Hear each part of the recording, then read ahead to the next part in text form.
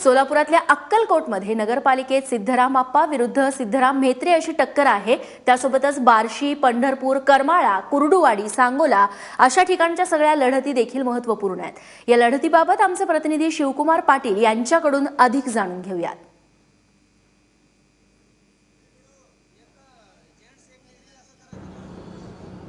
सोलापूर जिल्ह्यातल्या 9 नगरपालिकांच्या निवडणुकीसाठी आज मतदान सुरू झालेलं आहे।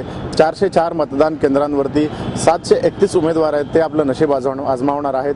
जवळपास 2,96,000 मतदार आज मतदानाचा हक्क बजावणार आहेत आणि पहिल्यांदाच जनतेतून नगराध्यक्ष निवडला जाणार आहे। त्यासाठी नगराध्यक्ष पदाचे 48 उमेदवार आहेत, तेही आपलं नशीब आजमावत आहेत। एकूणच काय तर राज्यात सत्तांतर झाल्यानंतर पहिल्यांदा राष्ट्रवादी काँग्रेस आणि काँग्रेस आहे ती मोठ्या स्थानिक स्वराज्य संस्थांच्या निवडणुकीला सामोरं जात आहे। त्यामुळे त्यांच्या प्रतिष्ठेचा प्रश्न आहे। राहता सोलापूर जिल्ह्यातल्या 9 नगरपालिकांचा प्रश्न, तर ग्रामीण भागातलं राष्ट्रवादीचं आपलं अस्तित्व टिकवून ठेवणं हे त्यांच्या समोरचं मोठं आव्हान आहे। कारण सोलापूर जिल्ह्यात आता राज्य मंत्रिमंडळाचं प्रतिनिधित्व करणारे 2 मंत्री आहेत, सुभाष देशमुख सहकार मंत्री, आणि राज्यमंत्री आहेत सोलापूर जिल्ह्याचे पालकमंत्री विजयकुमार देशमुख। या दोघांनाही आपापल्या पक्षाचं वर्चस्व राखावं लागणार आहे। अक्कलकोटमध्ये 3 नगरपालिका आहेत। अक्कलकोट नगरपालिका आहे, महिंदरगी आहे आणि दुधनी, या तिन्हीवरती सुरुवातीपासून काँग्रेसचं वर्चस्व आहे।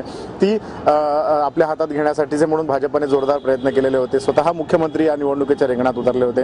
आणि ग्रामीण भागामध्ये बार्शीचा विचार केला तर बार्शीमध्ये पारंपरिक राष्ट्रवादी आणि शिवसेना अशी लढत रंगणार आहे। माजी मंत्री दिलीप सोपल आहेत, माजी आमदार राजेंद्र राऊत शिवसेनेचे आहेत। या दोघांमधली चुरस आहे ती नेहमीच पाहायला मिळते।